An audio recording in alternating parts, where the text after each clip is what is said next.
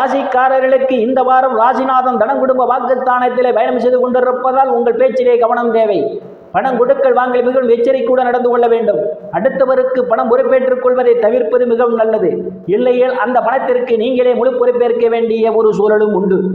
சந்திர பகவானுடைய பயணமானது இந்த வாரம் உங்களுடைய ராசிக்கு லாபஸ்தானத்திலும் விரயஸ்தானத்திலும் ராசியிலும் தனம் குடும்ப வாக்குஸ்தானத்திலும் பயணம் செய்வதால் ஸ்தானத்திலே பயணம் செய்யக்கூடிய காலமான 25, 26, 27ஆம் தேதி மணி 3 மணி வரை தூர பயணத்தை தவிர்த்துக் கொள்வது மிகவும் நல்லது.